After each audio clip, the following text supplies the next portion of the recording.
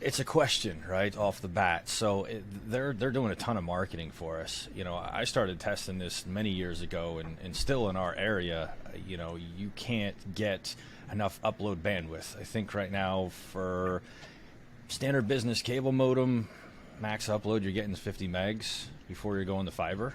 So, like you mentioned in the beginning, anything true cloud is really just not an option at that point. We like, managed video as a service, right? Where we have our go-to really is Ava is really what I've been pretty happy with. But I've played with pretty much all of them, all the different various vendors out there. But I found Ava's been the most flexible for us because we can go, cloud to camera. We can do third-party cameras with their cloud connectors, and we can mix and match. So I think that's been our biggest tool when it comes to cloud so far for us. Yeah. Kyle, I want to save you for last because I know you have some bombs to drop. I don't know about that part, but Let's reverse it. Bear, right. Talk to me. What are you seeing out there? Yeah, so I think when it comes to cloud cameras, Mike's right up our alley too. We've been looking at Ava, and it's just, I just feel like it's a trend that you'll just see more and more of, getting the NVR off-site and being able to just connect everything to a switch, and you can manage it from those switches, and you can manage the VMS from browser-based anywhere around the globe. That's just something that we're not going to get rid of, even if it's hard to kind of swallow, because it does push everything in a certain direction for our industry, for technology purposes. Maybe that's a good direction, maybe that's a bad. People can kind of, weigh in on that, but it's definitely coming, and there's no real stopping it at this point. Definitely. How about you, Jeff? Yeah, I would say I don't really live in that field where there's any more than 40 cameras. So the cloud is pretty much the sweet spot for me. I definitely echo. I had an opportunity to be in one of these huge scenarios where there was hundreds of cameras, and it just felt like, that cloud wasn't gonna hit the mark there. But a lot of these camera systems really are 20 and under, and it really kind of starts to make sense. The bandwidth is starting to be less and less of a concern. And it's starting to make more sense for smaller companies that would need that. Yeah. How about you, Kevin? I mean, at this point, I'm not really a huge fan of it. Like when you think about the redundancy that's involved, right? Every good system is reliable. Every great system is redundant. If you're just relying on SD card storage on cameras, I was already soured so badly by Axis's NVR killer back in the day that relied exclusively upon SD card storage, and next thing you know, we're replacing 2 SD cards a camera every year. I don't really see the advantage of it above just putting in a handful of cameras. So yeah, I know we're getting there, and I know eventually it's going to be, every system is going to be cloud based. But we're not there yet, especially from a reliability standpoint. Relying on that network connection for a security system just doesn't jive well with me. Very true. Kyle? yeah, I think it's encouraging to hear. I think that everybody at least has like a slow and tempered kind of testing mindset to the cloud video surveillance, because I think we need that. And like I've been testing, so we're Ava dealers technically. I haven't sold any yet. I've tried a couple times, but Ava, Cumulex, Eagle Eye, we've kind of looked, Cam Cloud, looked into all of them, and I price them side by side sometimes. Look at the pros and cons, help the customers weigh pros and cons. I think in contradiction to like cloud access control, cloud access control feels like it's fully there for, as like the lead now. And there's features that you add from cloud access control that you can't get from non-cloud, from on-prem. I don't see that yet with cloud video surveillance. I think there's, outside of the storage being off-site, there's multiple ways to make that happen. There's, like, for instance, with Wave, there's a plugin where you can roll storage to the cloud after X amount of recording terabytes or whatever. You can roll it into hot store, cold store. You can create redundancy through SD cards on the camera locally. You could even do something as simple as, people have Office 365, Dropbox, all this kind of stuff now. What's to stop somebody from doing just a cloud backup of the video files as their redundancy? So I think you have. I love the idea of it. I'm not against it, and I'm pro continuing to push it and push the technology forward. I'm with Kevin, though. I don't think it's there yet. I think there's very few scenarios where it makes sense. And I'll tell you, probably the best example I had a customer who approached me specifically for cloud video surveillance. They had 38 cameras at a hotel. They're like, we want cloud. So we price out Eagle Eye for them, and I could tell they had some slow response to it, but it was 38 cameras at 2 megapixels for 30 days of storage. So they got 4 and 5 megapixel cameras everywhere. They're only recording it at 2 megapixel, and it was $800 a month to do that, and still cost probably $8,000 up front to replace just their NVR with the bridge and everything. And we price, I could kind of go back and forth on them, and then we price WiseNet Wave right next to it, and it was $2,000 or $3,000 more up front, but the total cost of ownership difference over 5 years was $60,000. And at that point, there's no benefit to them. What they wanted was certain cloud accessibility, and so all we did was, I really just kind of dug in, what are you wanting from the cloud? And it was really the access to the video. It was the ability to export easily, view easily, mobile app, all this kind of stuff, which you can do with most on-prem systems that have some type of cloud user management. So that was kind of an eye-opener even for me to say, okay, I need to really consider this fully, maybe, and just keep testing, keep pushing. And that's kind of where we sit right now as far as what we offer. But I'm loving what Ava's doing with analytics, and there's a lot of cool things that are there and a lot of potential. It's just not my customer base yet. It doesn't make sense for who we sell to yet. Yeah, and I'm glad you brought that up, because I would say, if you want to compare something like Wave to a cloud system, you're always going to get into that, because like we said before, there's the true cloud where everything is off-site, right? You've got the recordings off-site, the VMS off-site, everything is truly off-site. But from what I see, the people who are leading this space right now, from my research, are not true cloud. And I'll get into that more. They are, like you said, recording at the edge. They're recording on SD cards or whatever they call proprietary storage, which is probably an SD card, soldered on or whatever they did to it to make it stay, because they're stuck there, right? And then they're doing the VMS part also on the camera, right? And that's an interesting way to do this. So they've kind of taken the hybrid approach. The people that I see, and Ava's one of them, you've got Rhombus, you've got a lot of them, but a lot of them are running applications on the camera, storage on the camera. Yes, SD cards are not as good as, a surveillance grade, a WD Purple or anything like that. Hands down. But they're a lot better than they were 2 years ago, right? They have improved them a whole lot in the last 2 years. And a lot of the VMS functionality is actually embedded in the camera.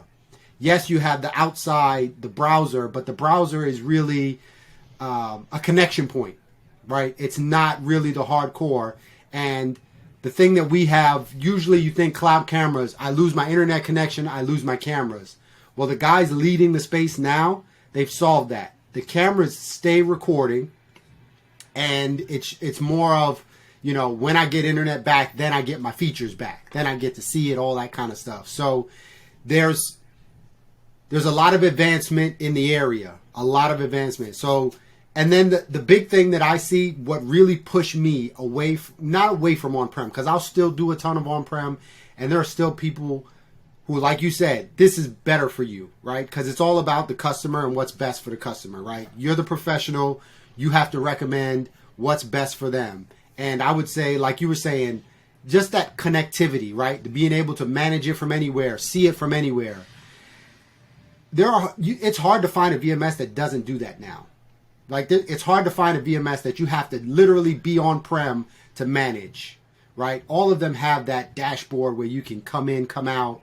You know, there are exceptions to it, but most of them have that capability now, right? Full features, you can manage it remotely. And that's awesome, but what sets these apart is those analytics. And those analytics are so shiny and sweet. I mean, honestly, I've showed them. I was impressed when I saw them myself. And it seems to be across the board. I mean, it looks like all of those cloud companies are just hitting you with analytics that are not available to you or were not available to you previously, right? Because if you look back at it, we've had heat maps, we've had people counting, we've had all of those fancy features on Hanwha X series, on Axis cameras for years. I'm talking 4 or 5 years back. It's been available. Is it usable? And the answer to that is generally no. It's not usable. I remember when we were doing X series cameras, the heat map and people counting was an FTP. That's how you got the data. You got it FTP'd, right? Was it available integrated in your VMS? No, it wasn't available integrated in your VMS. So you really weren't able to digest those fancy analytics in the way that you can digest them in some of these cloud platforms. Now, I'm not saying an on-prem couldn't match them and come up with these analytics, but these cloud companies are leading with it. They're leading with these analytics because that's what's the shiny new tool. And, for your small systems, I know Wave very well. These small systems, you couldn't get that kind of full feature. You couldn't get those. You might have to step up to an upper level, ACM or a Genetec to really get those deep integrations. But now they're available, and they're available to the small markets, right? Like you said, those 20 cameras and under, these things are available, and they are nice. I mean, I am really impressed with some of the stuff that they can do, because I can't tell you how many times I've walked into a place and we've done the survey, the walkthrough, and they're telling me, how's facial recognition? I mean, we don't do a lot of facial recognition because the VMSs that I work with mostly don't support it. I mean, you can't do that in Wave and Spectrum. It's not available. So I think when they lead with that, it's really enticing, and it really gets that customer like, oh, that's what I want, because they're always asking for it. I mean, I can't tell you how many times I've been asked about facial recognition and stuff like that, and generally it's like, unless you're willing to step up to the upper echelon of VMSs, those things are really not feasible for you. So I just wanted to comment on a couple of things, because just to make everybody clear, if you know this or not, but with Ava, with your license, you get 30 days of cloud archiving included. So if you're worried about, SD cards failing, it's free. You basically archive to the cloud, and now you come into some restraints of your WAN connection, right? And obviously what else is going on, but they give you some pretty good limitations or I say control of when you can send that bandwidth up to the cloud, which I find really useful. And then the other tool that we're using there is offering backup internet connections, LTE connections, things like that, if clients want to are worried about that. So I just wanted to, I don't know if everybody knew that or not with Ava. Full upload can happen. Sorry, what was that? You can set the time of the night where that full upload will happen. Yeah, you can limit when it's going to happen, but if depending on how many cameras you have, it's still, you still have to stuff that much data through the same pipe, right? So, I've had a client, because that was actually just enabled not too long ago. I have a client with about 15 cameras, and we were probably running for about 2 weeks. It took a while for it to catch up because we just limited it at nighttime, 6 o'clock at night or 8 o'clock at night till like 4 o'clock in the morning. It took a while, but now it's all caught up. And the other, what else is pretty cool is, I haven't tried this yet, but apparently you can point Ava to your own storage if you wanted to, which is pretty slick.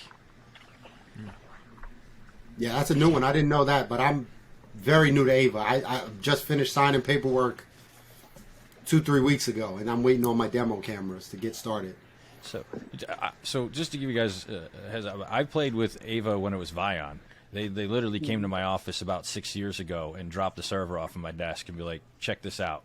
And what I thought was impressive or was interesting, because the first one was rather basic, but I gave them feedback, and then they're like, okay, and they took it back, and about a couple months later they came back and like, we want you to test it again. I'm like, okay, and they actually listened. So a lot of the features and a lot of things that I recommended to them that they were missing, they actually did. So I thought that was really impressive. But I have a lot of experience with Ava at this point. So Kyle, do you think, and this is for Kyle and Kevin, obviously, do you think that price is kind of the only hurdle here, or are you thinking that there's maybe more problems that you see with it right now being implemented? Now, I know for me, it's the two biggest things are price and bandwidth.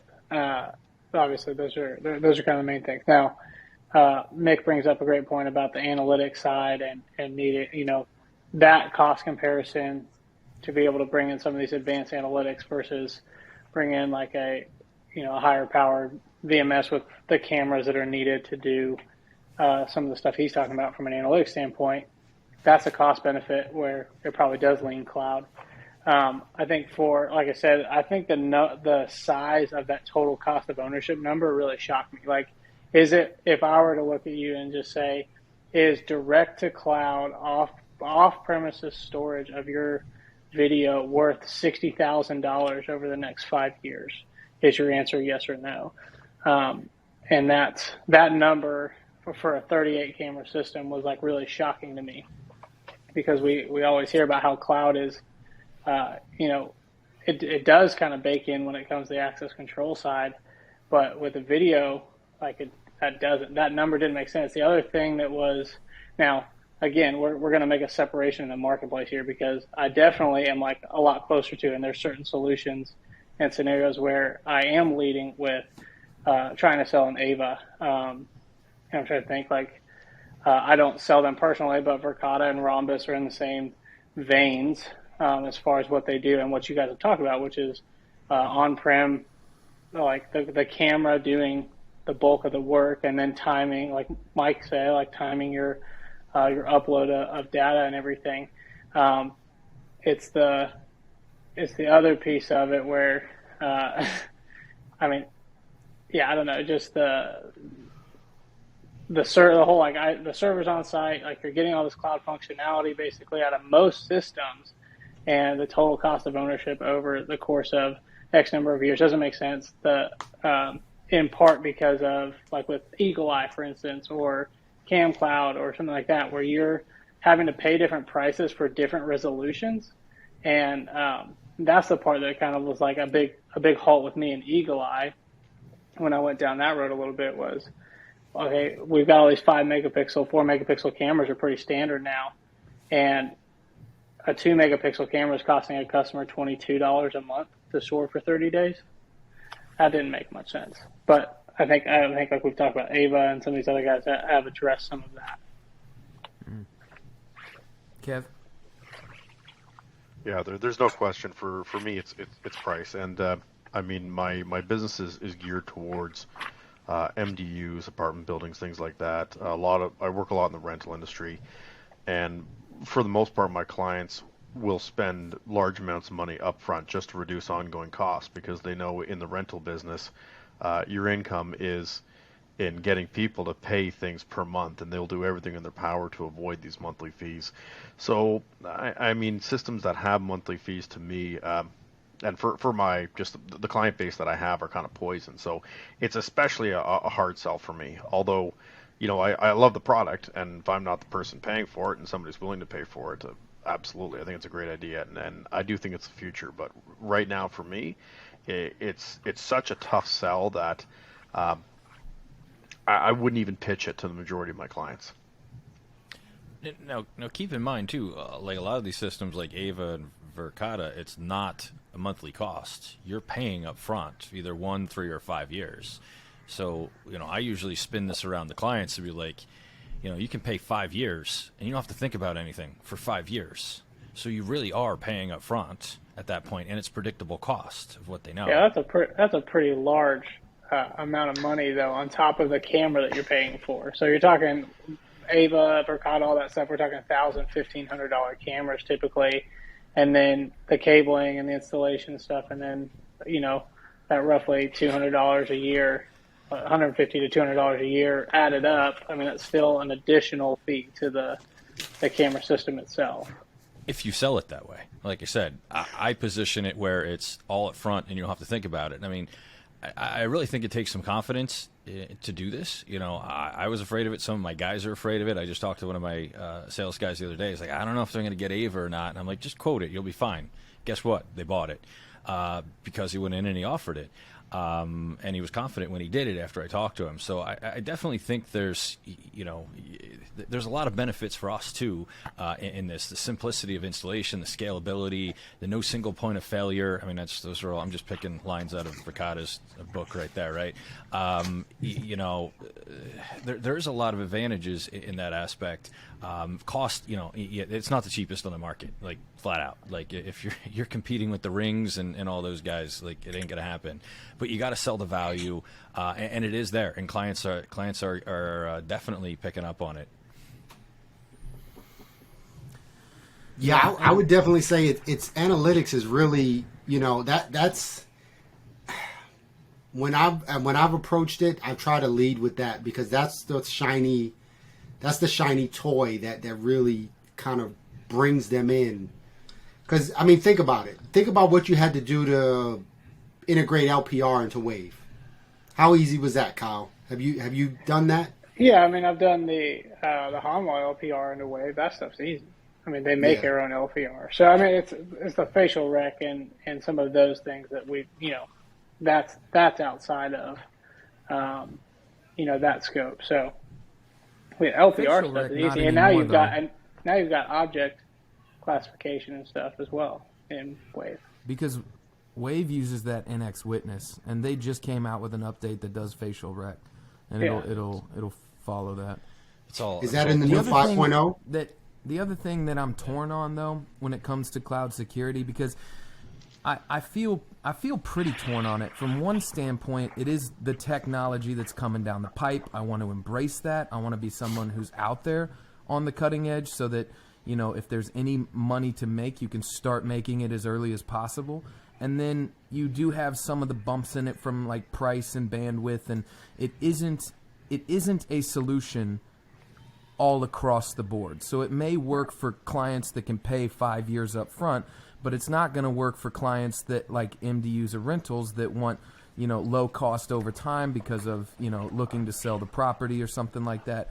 And then I also come into a little, like, this might be a little bit of a left turn to philosophical land or whatever, but from the standpoint of, number one, the privacy of that storage being on somebody else's server and not on an on-prem device. And I understand that it can be accessed, you know, from a mobile device or a browser or getting into it, but that is now Ava's, that is now Verkada's, and so I do tear a little bit at that, and I also tear a little bit at like Moore's law, that we're barreling too fast into the future, that we don't have a good grip on technology to begin with, and it's going to get out of control and hurt us instead of helping us. That's personal and philosophical, but I do feel like I do feel a tear when it comes to cloud cameras, and it does feel a little different than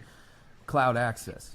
So, Well, I mean, that's a very valid point, because somebody, you know, let's say the person that owns the storage could be subpoenaed to, you know, produce footage which could be incriminating to some people, whereas if you had that stored locally, it's you that has the power over that. And who knows how long they actually store it for? Like sure, you're paying for 30 days worth of storage, but that's not to say that a decade down the road that data still isn't available in the eyes of the law. Yeah. I don't know. There's a famous Patriots player who had that stuff stored on his own NVR, and he still got it subpoenaed somehow. Well, that famous Patriots player was not the smartest man in the world, was he? Nah. I mean, subpoenas come after on-prem MBRs just as easily. I mean, the guy could have taken a hammer to his hard drive, and well, he still wouldn't have been any better off, because I think there was enough incriminating evidence in that situation. I like that we're getting into some of this. I mean, it's good to bounce some of these things off, and some of them are a little far-reaching. Like, you know, is somebody really going to access an entire, storage, cloud storage of video surveillance with one password? Yeah, it's okay. That's happening. No, but I mean, we're getting into some of these ideas, and the whole point is, like, we got to ask the tough questions of ourselves. I think Mike's right as well, and like that sometimes we have to be bold enough to ask it. We don't, or to present it. I'm a big fan of presenting options to our customers when it comes to proposals. Always give, some people would think of like good, better, best, but sometimes it's like, here's, this right side, here's this left side, and what fits you best. Help them walk through the pros and the cons, understanding what that means, what it doesn't, and being confident in knowing like what you suggest for them or what you see based on what you've talked to them about might be the best. But at the end of the day, it's their decision to make. One question I have for Mike, maybe, who probably does more of the cloud video surveillance than maybe the rest of us. But, and this is, I guess, a good thing to think about for everybody, though, is when you're selling cloud in general, whether it's cloud access or video, we've talked a little bit about this, is your upfront costs on a lot of these systems are still pretty much the same, whether you have a recurring or you don't. So I guess my question, like as far as hardware and stuff goes, does anybody, Mike, anybody else, take any less on like your labor, or do you knock some of the price down initially up front to get it a little bit more palatable for the customer, because you're getting it on the back end as far as residuals? We don't discount the labor. I mean, I'll discount the hardware, the fixed hardware cost, but I won't discount the recurring costs. I found that to work out pretty well. Yeah, I think I would probably echo that. Especially as a Verkada reseller, there's a lot of play there for hardware. So yeah, you're getting the labor. With a lot of these, you're getting some piece of the reoccurring revenue as well. Like Mike said, sometimes it makes sense to try to include the 5-year license at the beginning. But a lot of times, they like the product, they want to have it.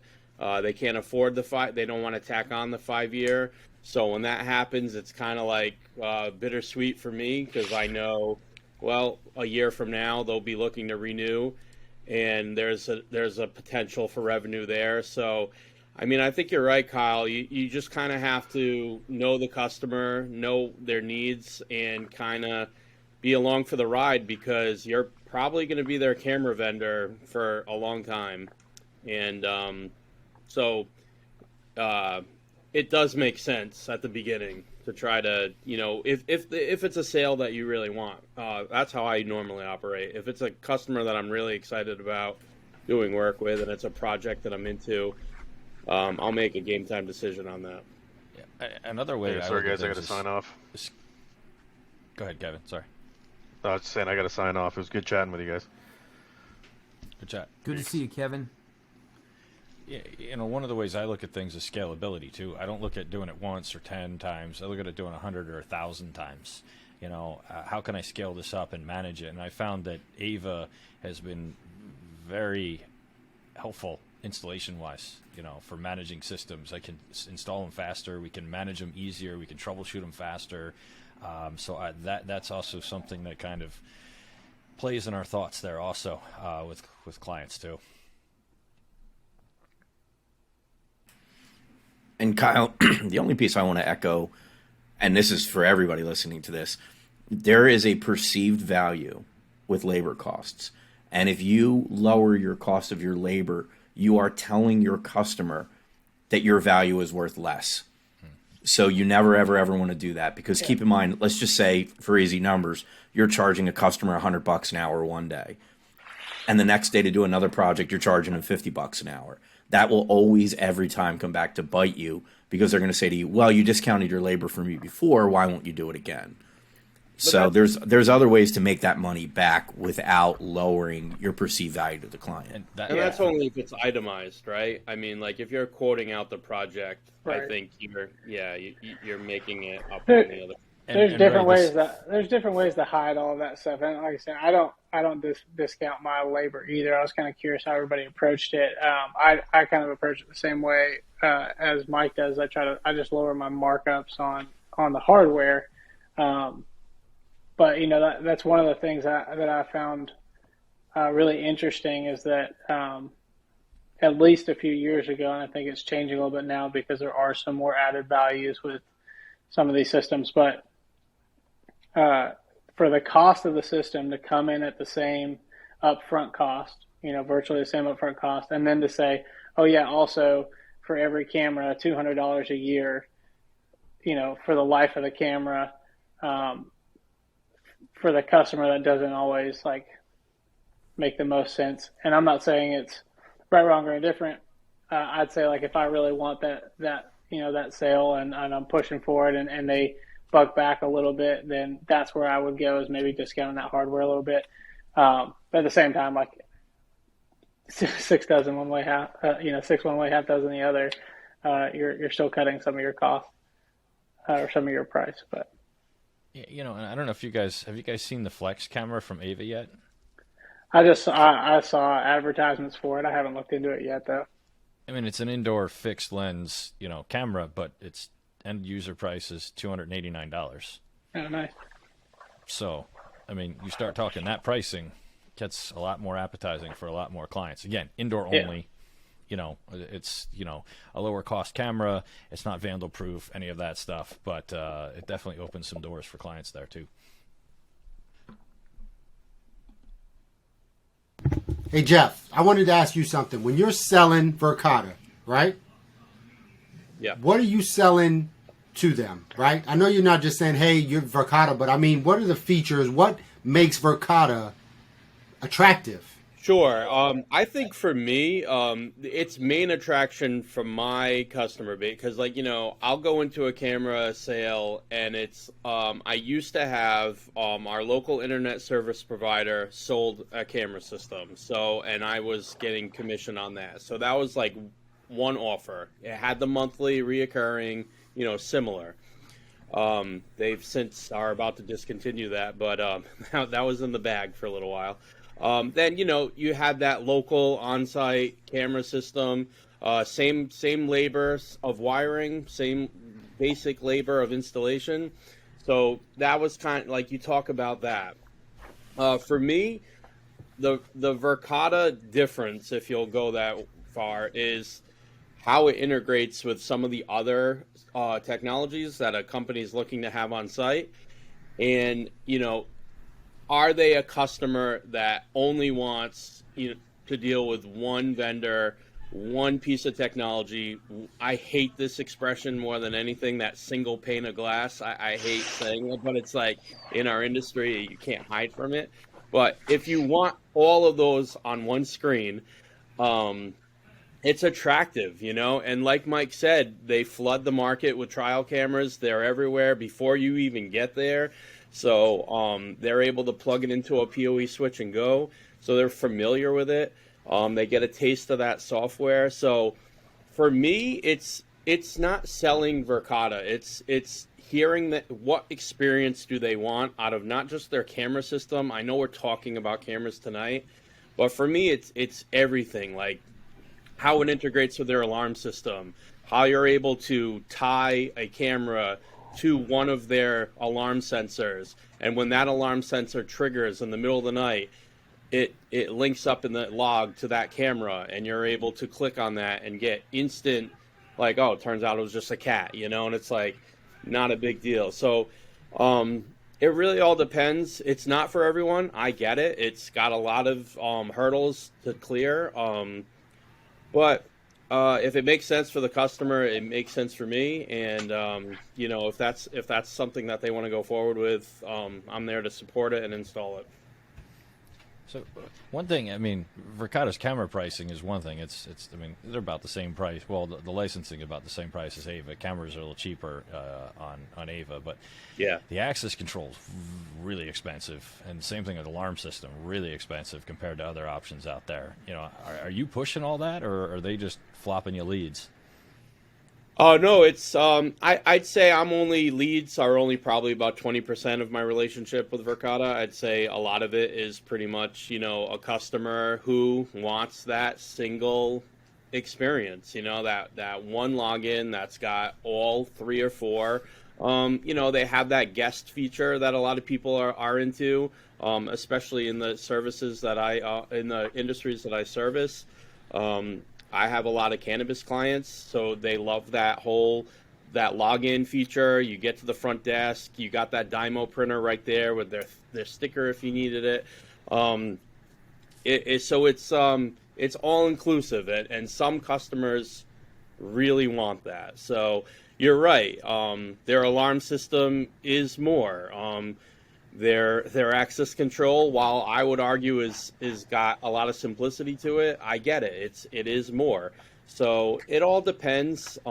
It's really got to meet the customer's needs. It's not something that I push, to be honest with you, Mike. It's really just like hey, have you checked this out? And then they fall, like Mick said, they fall in love with the analytics. It's very attractive, and it's sometimes they just like, hey, are you going to support this? Because we're into it. And I'm like, if you're into it, we're going to do it, So I wouldn't say it's a push for me, more so than it is an introduction. I would say that's the best way to describe it. I'm introducing them to a product that they've heard of, if that makes any sense. And then it's just really up to them to decide if it fits. And I think one thing that's really important is, I keep bringing up these analytics. I've seen these analytics, and I know Bear and I have talked about this a lot. Those analytics really push surveillance from the investigative into the proactive. Yeah. And as a security professional, that is exactly where we want to be. We want to stop things before they happen or before they get too bad, right? You want to be on it. You want to be on it. Even though, most shops, unless you're that very large one, do not have a command center, a SOC somewhere with guards, watching footage, getting alerts 24/7. I mean, yes, there are people who do that, but the majority don't do that, right? They're very, they react. They react to, oh, something happened last night, go pull the tapes. When these analytics are so good that they're getting to the point where they're catching things real time. I'll give you just an example. Recent news. They had, I was trying to find out what the name of the system, but I couldn't find it. In New York, Radio City Music Hall. A lawyer from a company that is suing the ownership of that establishment, Radio City MSG, walks in to do, I think it's the Rockette show. As she's walking through the metal detectors, security approaches her, lets her know that they've identified her, got her ID, whatever it is, and that she's not allowed in the building. Now, we could go on a whole tangent about, do you like that? Is it ethical? I think legally it's fine, but I think there are some scenarios where that is important, and that is, it's good security, right? If I got a guy who I know trashed the place 2 weekends ago, and I want to be alerted as soon as they walk in the building. How attractive is that? Yeah, and I mean, you guys who know me best know my background is in technology education. I was an IT director at private schools my whole career before I branched out on my own, and that was key for us for safeguarding our students. You know, if we knew we had an offender, if we knew we had a father that wasn't allowed on premises, these are the tools that we were able to deploy to make sure that we were being proactive. Because you're absolutely right, Mick. A camera system is totally reactive. You know, the funniest engagements I'll have is when, you know, I'll go to sell a camera system to some guy and he'll say, "Oh, I want to see the broccoli in this guy's teeth," and it's like, all right, cool, man. What are you gonna do with that footage? You know, like, I mean, you're gonna go bring it to the local precinct and they're gonna catch that guy. You know, it's like, it's just not gonna happen. You know what I mean? So it's like, the more proactive your camera system can be, yeah, you hit the nail on the head. The more valuable it's gonna be. And I know in education, that's huge for us to try to, because it's not.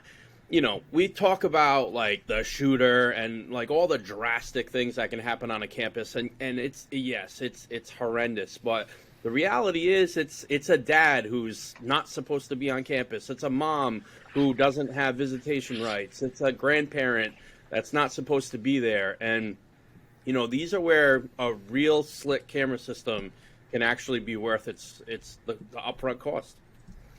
So, yeah, in federal and criminological literature, they call that left of bang. So if you have like the bang is the event, and on a timeline, you're trying to stay to the left of it. And so that premise of left of bang can run in not just the analytics, but like Jeff was saying, the integrations, the ability to take multiple facets of your security system and tie them together so that you're staying left of bang, that you're using it in a way that causes the security system to protect you from the threat or the risk and mitigate it before it even really gets onto campus is something that is not just attractive. I mean, that's easy to sell. You put that in front of somebody in any industry where they need someone not to be on site. It's like, oh yeah, we would love that. But from the heart of what security is, you're touching it. I mean, at that point, you've cut it open and you're touching the heart of it. So it's interesting you guys bring up analytics, 'cause I think they're fascinating. I mean, you guys know? Do you remember Video IQ? Anybody remember who Video IQ was? Yeah, Actually, don't. So it was a while back. Yeah. Yeah, so that was a long time ago. So they started out self-learning analytics like 10, 15 years ago, in that range. And they were some of the best that were out there, right? There was a lot of, back then, and up until recently, there was a lot of overhyping in analytics, right?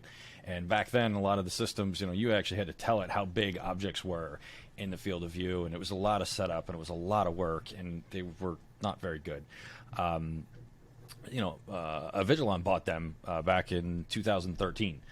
Is when they bought them. So we've been actually, doing analytics for a long time, especially when it got integrated with the Avigilon. I was really excited about that. But I can tell you, we do a lot of enterprise clients, a lot of medium clients, but we have a lot of bigger clients also. Most clients aren't actually using the analytics, which I find very interesting. You go in and you sell them to the leadership team, they get all excited, but the guy actually using the computer, the guy actually using the client machine, like, he barely knows how to use a mouse. Like, they aren't really using the analytics. Yeah, no, I think that's true. Yeah, I worked for a national security provider, and we had some large national clients that were in the financial sector, and you would get onto their sites, and it would just be running as if you slapped like Vivatech or like some like Lorex, like they put a Lorex NVR and cameras in there. It's doing the same thing that they've paid hundreds of thousands of dollars for RAID storage and their Axis and all that stuff. And yeah, the analytics aren't even running. I mean, I've seen that a lot. There's a lot of people who are out there, they got the Cadillacs, but they're driving it back and forth to the grocery store. You know what I mean? That's all they're using it for. And that's something that, you know, like you said, you sold it to the uppers, the execs, they loved it, and then the guy at the desk is like, "What? I don't know. I just open it up every day, man. Leave me alone." You know? So that happens, and we try our best to, you know, we set it up, we make sure it does what it's supposed to do, but yeah, at the end of the day, somebody's got to actually come in and say, "Oh, I'm going to use it," or, you know, it's like the alert, right? I got the guy who trashed the place 2 weeks ago. It goes to somebody's phone and he does nothing. So, you know, there's always that margin of error that we have to accept. And you know, Professor Bear said it best. You know, that whole left of bang speech, it was beautiful. But he's right. You know, you want to be ahead of the curve. You don't want to, you know, have all these things happen and then you come after the fact, right? Wouldn't it be nice to stop something? Wouldn't it be nice to get ahead of it? You know. Well, I think one of the big things with cloud that is really the sheer processing power and the scalability that you have at cloud is really going to help analytics get better. I'm just seeing that and just knowing what I know from talking to different vendors, that's really going to start pushing some things to a new level. Yeah, and you're able to roll out updates much faster, you know, so like all those analytical changes that are being made, that's sometimes one of the selling points is like, you know, you buy an NVR, you're putting it on site, along the way something isn't able to happen because you have an older piece of hardware versus a lot of this cloud based camera stuff. They're making changes on the fly and they're able to roll it out like then, and it works with your hardware that's on site. You don't always get that. Well, just stuff. like the conversation we had with access control, the systems don't update themselves, right? Yeah. So like you may buy a system like Wave, right? And they're not paying that, you know, annual cost or whatever, but are you going to go out there every time there's a new update and update it? Are you doing that for free? If it's even available or possible on the hardware that exists, you know, that's the other problem. And, you know, I think it's unfortunate. We've moved that way with almost literally every piece of technology that we have. I mean, right down to Adobe. You can't even buy Photoshop anymore and load it on your computer. You know what I mean? It's like Office will be there. You know, you could argue that it's already there.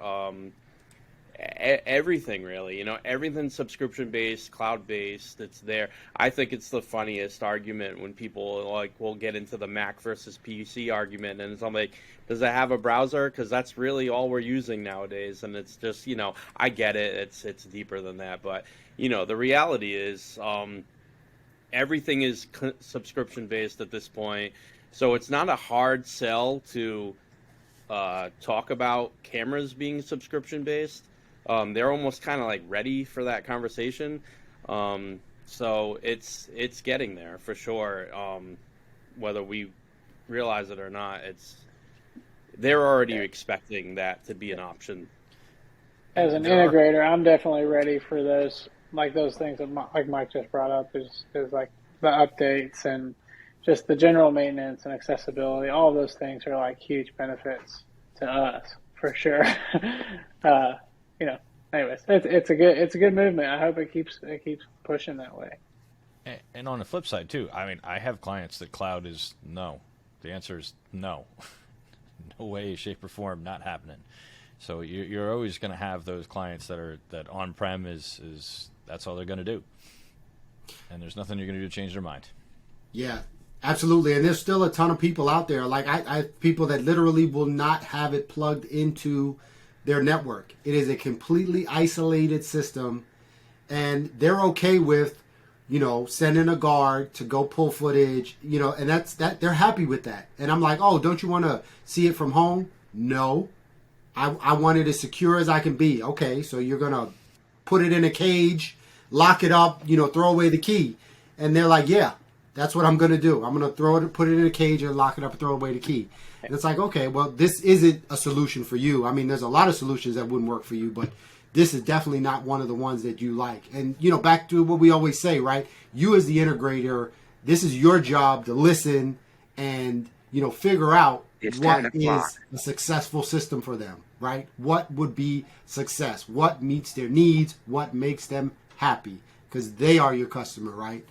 So it always flows back to that, right? You know, having better integrators out there, people listening and not just throwing up everything they can as fast as they can with the largest profits they can. You know what I mean? It's like giving everybody, just shoving it down their throat, you know. And honestly, I see that a lot sometimes. It's one of those pain points for me. It's like, somebody sold you this, and it's like, this, it's not even close to what you need. You know what I mean? And, you know, cleaning up after people. And like I said, I think as integrators, you know, all the guys in the Slack community, and if anybody listening is interested in joining, please do, you know, contact any one of us on Instagram, and we'll point you to the right place. But we're always about, you know, finding better solutions, not just doing better installs, cleaner installs, but it's leveling up everything, right? Knowing what to do, when to do it, what to recommend for people, and, you know, learning how to work that ear, right? Because the ear is something that, you know, you need to listen to clients with, and it's not something you just, you know, wake up and say, I know exactly what I'm doing. It's like, no, you got to take your time, and you get better. You ask more questions, right? I know when I first started doing the surveys, I wasn't asking the right questions, right? And that was my mistake, and I wasn't being the best integrator that I could be. But, you know, listening to people and hearing what they want and what they need, which are sometimes different, is very important. So that's something we definitely, you know, get better at. And cloud is one of those things. It's really touchy subject because, you know, you've got the other end of the spectrum that's like, no wires get plugged into my surveillance system. And then you've got, you know, I want to see it from, you know, the beach house in Miami on my boat. You know, so you've got those opposite ends of the spectrum. So you've got to listen and figure out which one you have, right? And if he was willing to pay for it. Like I said, these things are not cheap. I would say the per camera cost for cloud is higher than an on-prem. In my what I looked at, I would say, you know, I'm not saving anything. If anything, the cameras are more expensive, right? Depending, right? Because you could buy, I mean, I quoted out some $4,000 Axis cameras 2 days ago. So it always varies, right? You got small cameras, you got big cameras. But generally, you know, we're not selling $4,000 Axis cameras every day of the week. That's kind of like a special customer who's willing to have a need or spend for that. Or you're just a big system guy, you know. And I can say personally, I'm not the big system guy, but I would say that comparable, if not a little higher on the cloud side, has been my experience with pricing it out. Depends on the system. I mean, I compare it a lot with the Vigilon, and it's pretty darn close. You get in the Genetechs, the Milestones, the Exacts, you know, you get in that level, and it's not far off, especially when you start throwing in support, and, you know, that server's going to have to be replaced at some point. Yeah, it's going to be a big check. You know, same conversation we had with access control in the on-prem systems, right? Predictable spending, or budgets, I should say. Yeah, and kind of going back to your point of lending your ear to the client, figuring out what they need, being the better tech. It really is important. And so, like, I spent a lot of time as a technician when I was early in the field, and I didn't know anything. And I didn't go out and look for information. I just showed up at work. They pointed me which way to pull cable or screw a camera onto a soffit, and I just went. But it's really important that us as security integrators do know about things like the cloud, do know about these things, because the minute that we don't, they'll sell us things that don't push us towards security.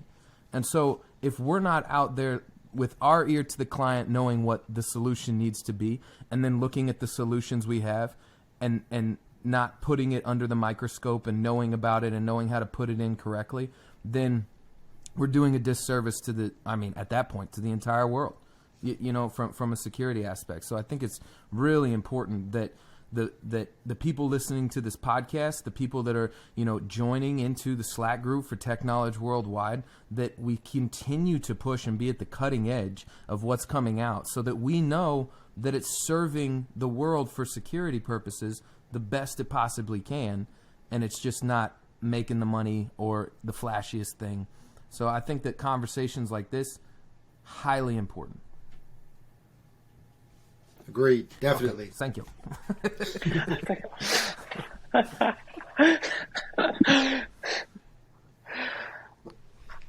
Yeah, I think that Slack community is just awesome. And I mean that thing you showed Mike, the ICT panels, that's really interesting. It's really cool, and I like that. People are sharing, panels. They're sharing work. They're sharing new tech. It's keeping everybody up to date. It's keeping you all up to speed, and it's keeping you sharp, right? Because you got to go out there and you're not only installing this stuff and selling this stuff, but you got to understand this stuff. You got to know how it works. Well, I think that's can be a big differentiator. There's a lot of companies that try and do everything to everybody, or be everything to everybody, I should say.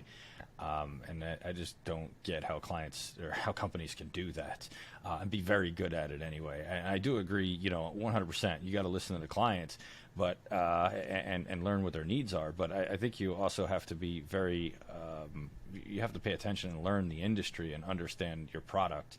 My goal is to know my competitor's product better than they know it. I know Avigilon like the back of my hand. I know Ava, like the back of my hand, and that's just because I'm just relentless with this stuff. I was up till 1 a.m. last night working on some integrations with Check last night. You guys, if any of you guys ever come to my office, I have hundreds of cameras. I have from every different vendor.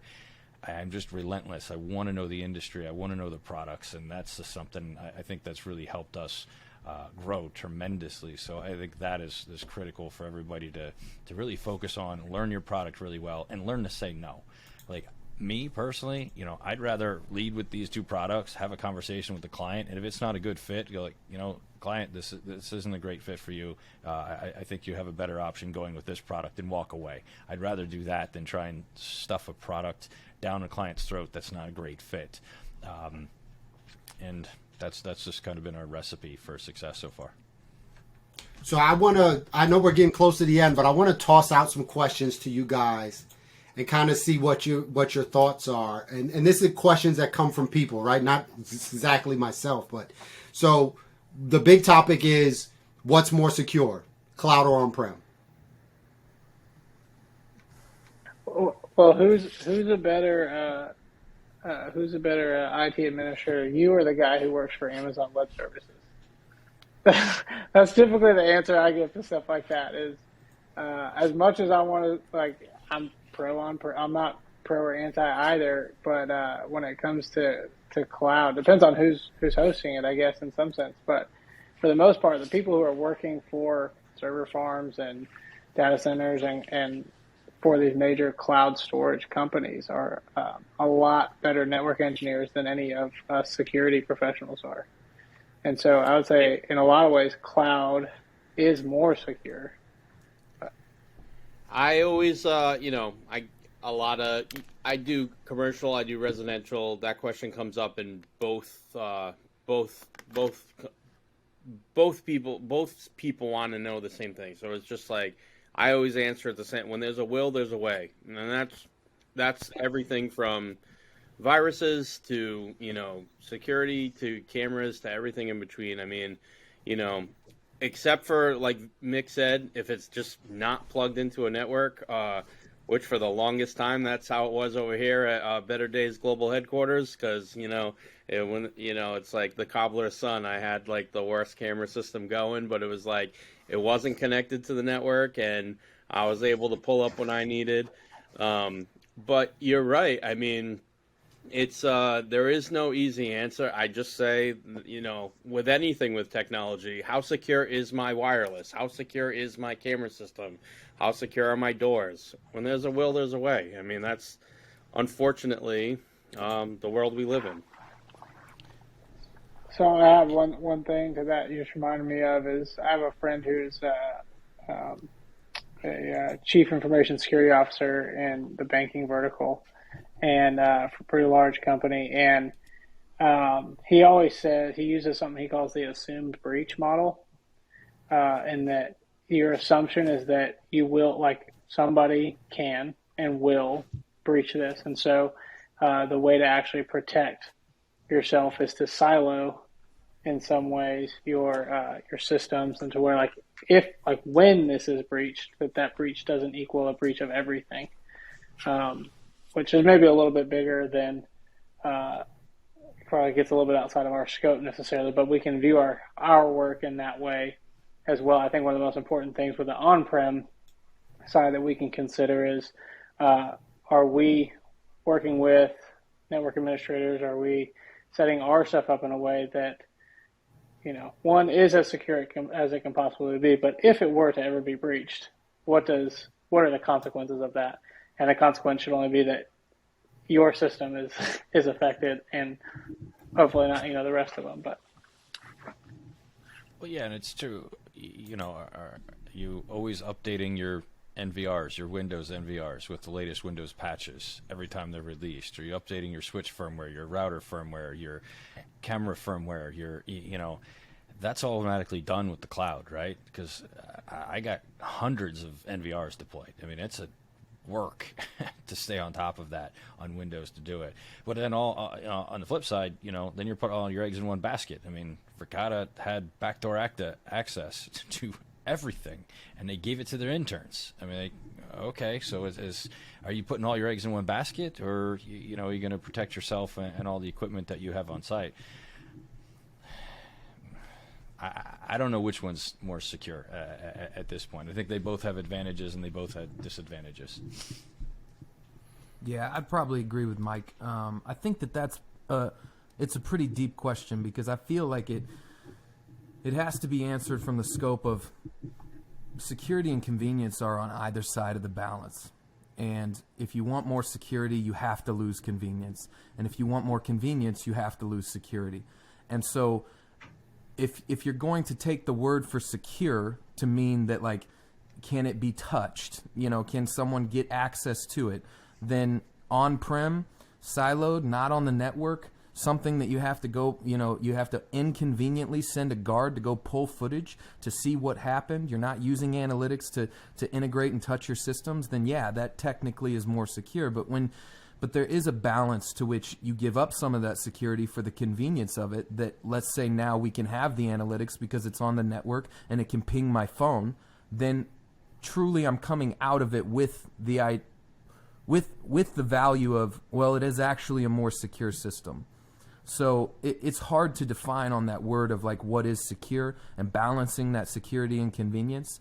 But I think that, like Mike, it's too hard to say on either end.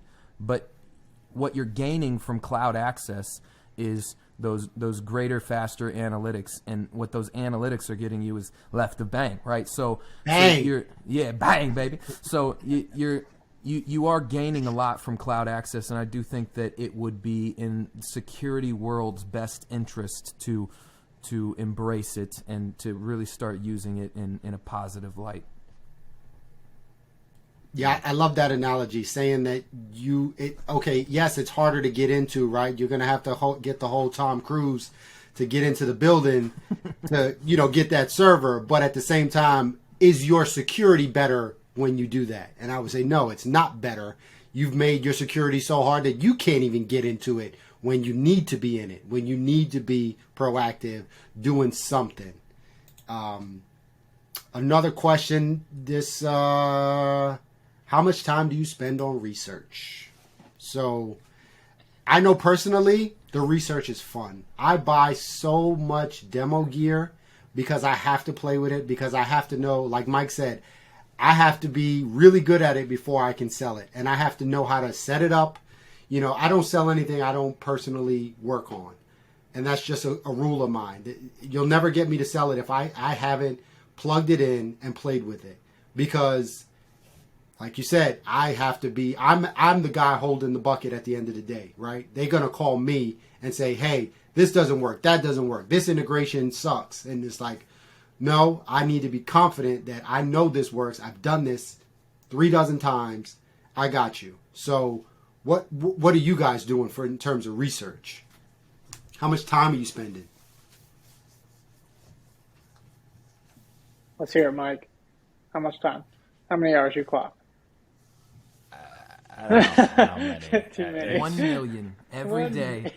1 million. I'm at a lucky point of my career where my company kind of runs without me being involved with everything. So I have the luxury of going to events. I have the luxury of attending webinars and ordering equipment and testing. Like you said, my office is insane. when it comes to equipment, and then that's 5 o'clock, and then I come home and sit in front of my computer till midnight, and I do this every day. I've done it for 15 years, so even longer than that if you counted before I started my company. That puts me at 20 years, so a lot of time. I wish I could put a number on that, because it would probably make me sick in the stomach. But it's been worth it. I'm gonna be honest with you. It's been worth it, and that's where my passion is. I do truly enjoy learning the technology and understanding it, and I think it's a major advantage. Yeah, I'd say my answer is not enough. Not as much as I want or intend to is really the big thing, because I ask a lot of questions, and I push pretty hard at sales reps, and I do a lot of research and vetting things as far as like reaching out to folks, asking questions, all of that side. But as far as I'm 2.5 years into the business, and so I'd be lying if I didn't say that I get sometimes I'll lose the forest for the trees that I'm staring at, and that's a hardship, and something that we're trying to structure and move things in place so that we can be more thorough with those things. Like we kind of got bit in the butt with another integration this week that we asked a bunch of questions about, and we were assured X, Y, and Z, and then we put it in, and lo and behold, oh well, it actually doesn't do this, or this, or this. And I'm like, well, that's exactly what I needed it to do. So thanks. But I've got to take ownership over that as well, and now I'm working to dig my way out of it. So I definitely admire and appreciate the way you guys are taking your craft and your trade seriously, and that you guys have spent as much time as you guys do on those things, and it's something I aspire to as well. I'm definitely curious to Chris. Just as somebody who listens to your podcasts pretty frequently, I think I've heard most of them. So I can only imagine how much time you spend just recording those. Like, how much time do you think you spend in a week just learning? Well, I would say my research is a little different from Mike. Like, I also have the passion. I don't necessarily have the capital, or I'm not running a business to where I can demo stuff, get it in front of me, play with it, that sort of thing. And my passion does lie more in like what's coming down the pipe, what's happening out there, what is making waves and what is not.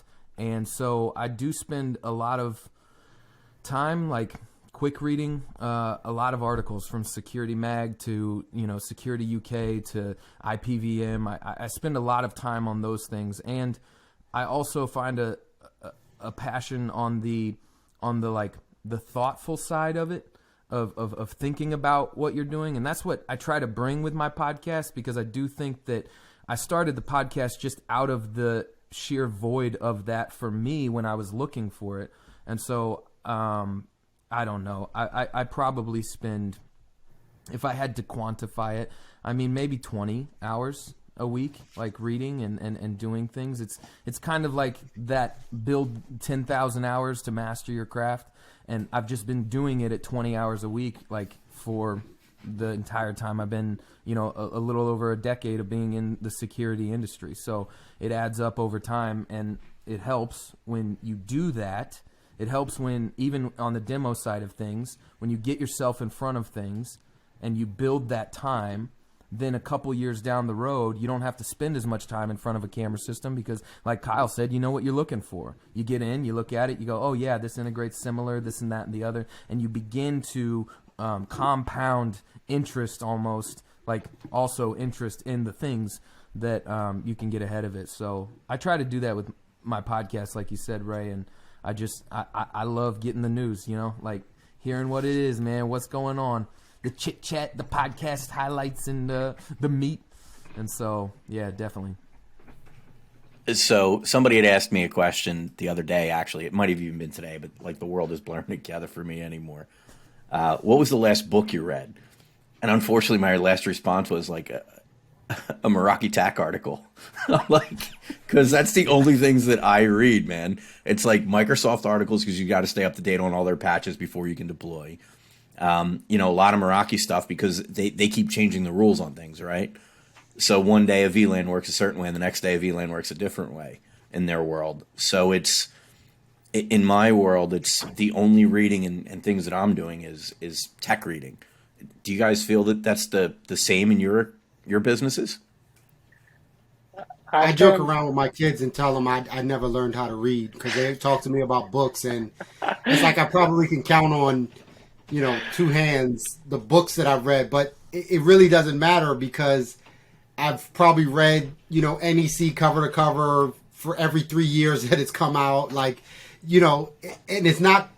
it's tech manuals. That's what it really is. And I've read tons of tech manuals, but I don't read novels that often, and it's probably 2 a year that I actually get the time to read. And they've been self-help for most of them for the last couple of years since I've, gone into my own business. But yeah, like you said, they're tech manuals. I'm reading, chapter 300, subsection 12 of the NEC. That's my favorite. That's right. I was going to say the same thing. I feel like I read more manuals than I do anything else, which is mind-boggling. But I will give you guys a pro tip. Audiobooks are still, I know they're not new, but you should listen to them. They're great for you. I just listened to the Kevin Hart You Can't Make This Up biography. Worth your time listening to. It's a laugh. So recommend. Yeah, I think that's my problem with I'm not a huge book reader either. I think the last book I read was Profit First, which I highly recommend if you're a business owner. But I'm a manual guy. I love a good manual, and I've done that since I've been a tiny little kid. You can ask my mom. I used to read the VCR manual, anything I could. I loved reading manuals, but books. And I think a lot of the books now, especially when it comes to technology, they're outdated almost instantaneously, right? Compared to, I read on the internet all day, every day. I'm IP Video Market, other websites, manufacturers, forums, everywhere I try and just, need input to just keep surviving right there. I wish I could, speed read and get that information in my brain faster.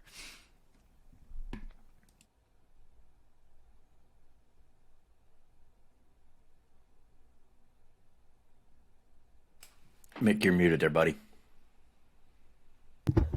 Somebody had to do it. Somebody had yeah. to do it. Yeah, it was me. So I want to respect everybody's time, and we're going to wrap this one up. But I definitely think that we're going to do the IG live question. Right, Ray? We can do that? Absolutely. So we'll try to do when do you want to do that? Let's take that offline. Maybe in a week. I'd hope to do it in a week. Okay. But, holidays are coming, so that may not work for everybody. But definitely, this was a great conversation. I think we could finish it, and I think we got to keep this going. We got to keep some more security talks going and give the people what they want, because they want to hear the professor talk. Stop. Yeah, he was being poetic tonight. I don't know if you noticed that. He got a little poetic and educated on us. He used some type of word for police. I don't know. Something law. I don't know. He used some word earlier. It had me shook. I feel like we got very, very serious, very zen Uncle Bear today. He said something like it was very criminologically. Yeah, there it is. See, he was up there reading the dictionary before this started. I got the thesaurus up on my other monitor here. What very large word can I bring into the podcast this evening? I think he visited one of my clients today. That's what I think. Right. I know where you go with that one. All right, so I'm going to finish this off with a plug for the Tech Knowledge Worldwide community. If you're interested, we have discussions like this all the time. We're showing off new work. We're showing off new things and trends. So go ahead and hit one of us up. You can find me on Instagram at Trican Security. Mike, where can they find you?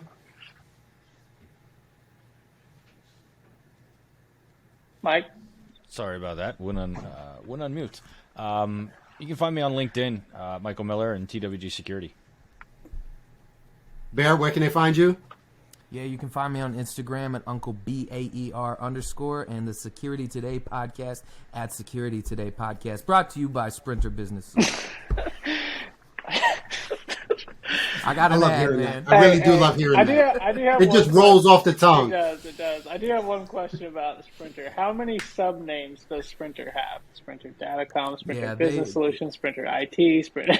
It's a Yeah, lot of Sprinter, DBAs, bro. Business solutions, logistics, IT. Yeah, it's all under one umbrella. Jeff, how can they find you? I'm at Better Days Tech on Instagram. Kyle? On Instagram at sophiaconsulting.io, but also hit me up on LinkedIn. You just have to search for my pretty face on all those Kyle Bakers. Ray, I'll turn it over back to you. No, man, I think this is great. Definitely reach out if you're thinking about joining the community, and if you love what these guys have said in the last two. This is definitely a growing community of really incredible talent and individuals, such as the gentleman on this talk. So please reach out. You can find me at Libertas Ray pretty much everywhere, whether that be LinkedIn, Instagram, Facebook, all the good ones. But find the technology community, technologyww.org. It'll actually take you to a link that will allow you to sign up to our Slack channel and follow us and check out all the videos, as well as links to all the podcasts that we've got. And it's just awesome that you guys are taking out your time, especially during a holiday week. Now we're all ramping up. It's really, really appreciated that you guys take time out of your evening and from your families to be with us tonight. So thank you so much. Thanks for hosting. Have a good night, guys. Merry Appreciate Christmas. Thanks. Thank you. Bye. All right. See you. Bye.